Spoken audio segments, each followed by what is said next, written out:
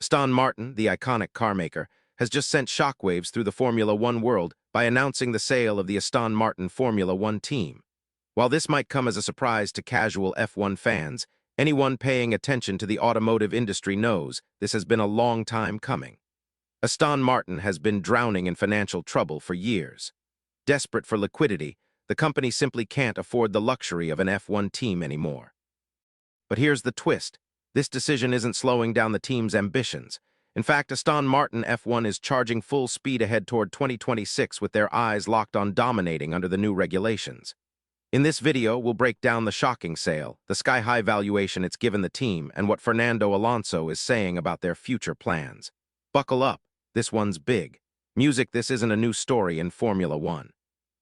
A car manufacturer buys into an F1 team thinking it'll boost their brand and sell more cars. They pour millions into it trying to look good, only to realize the returns don't justify the spending. Eventually, they pull the plug. In truth, F1 teams are luxury assets, useful if your finances are solid and your CEO has a passion project in mind. It's also a great way to write off hundreds of millions and dodge taxes if you've got clever accountants. But trying to use an F1 team to fix a financial crisis, that's a mistake.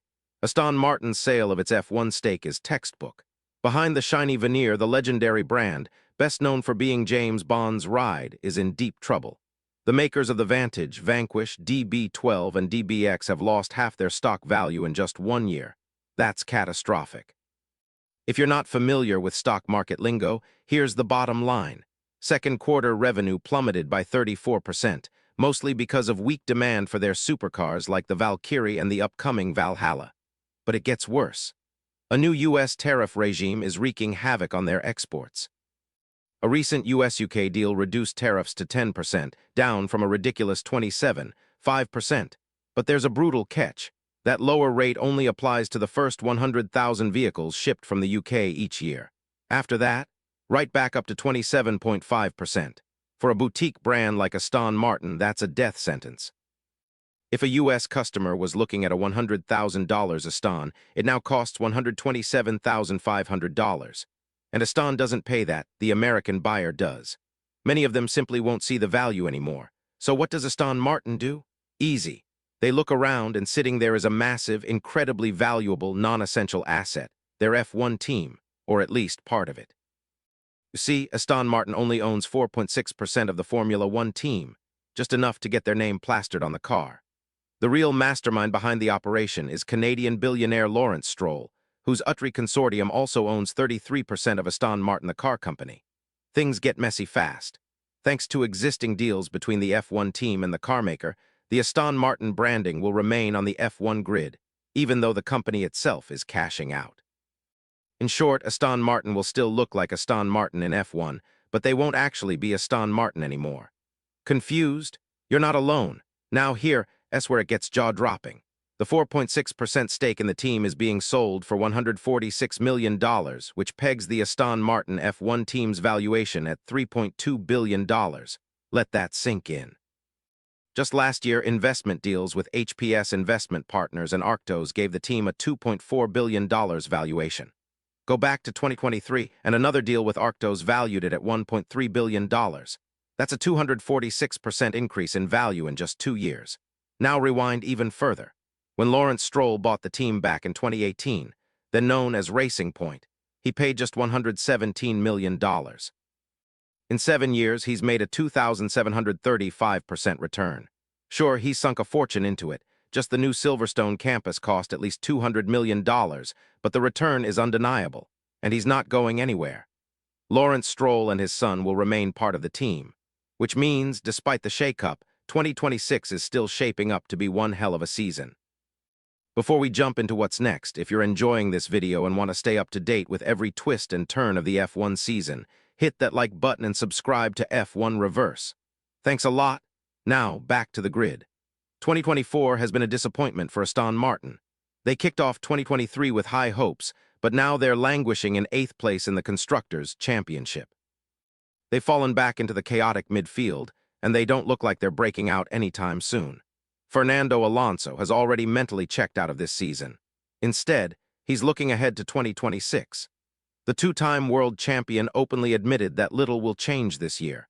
Most of the team's focus has shifted to the future and the development of their next-gen car under the new technical regulations. At the recent Belgian Grand Prix at Spa-Francorchamps, their struggles were on full display. Alonso finished 18th and Stroll came home 14th. Despite adjusting the setup for wet weather, Alonso refused to use it as an excuse. "We did change the setup since this morning to accommodate a little bit for the rain, but it's not an excuse," he said. "We should not be that much slower in dry conditions with the changes we made." He added they were half a second off the Q2 cutoff, not because of the rain setup, but because the car simply isn't there. Alonso's honesty reveals the hard truth. The AMR25 isn't going to turn things around. In his words, 80% of the focus is already on 2026. And it's not just the engineers or designers. The drivers are mentally preparing too. Apart maybe from the two McLaren drivers, the rest of us were just thinking a little bit and dreaming about what could be a good season next year. With a new technology campus, a dedicated engine supplier in Honda, and Adrian Newey possibly guiding development, optimism is well placed. But here's a subplot worth watching. With Alonso and Stroll locked in for next year, what happens to Felipe Drugovich, their longtime reserve driver? Despite remaining in the shadows, he's made headlines this week with several new sponsorships. One sponsor in particular, Tekla, a Latin American software developer recruitment firm, explicitly referred to Drugovich as an F1 driver. Could this be a hint he's joining the grid in 2026, perhaps with Cadillac? And he's not alone in chasing the dream. Jack Crawford, the American-born Aston Martin Jr., is also eyeing a race seat. Speaking to Autosport, he said, "It depends a lot on what I do in Formula 2 this year. If I can win the championship, it would be great for my career. It could lead to many opportunities." He's currently third in the F2 standings, just 9 points off the lead. Cadillac has openly said they want an American driver, but only on merit. If Crawford wins the F2 title, he might just be the guy they've been waiting for. So, what do you think? Could Drugovich or Crawford secure a full-time seat in 2026? Drop your thoughts in the comments below. And if you're curious about the finances fueling Formula 1, be sure to check out our recent video on Christian Horner's rumored F1 team purchase. Until next time, drive safe, and bye for now.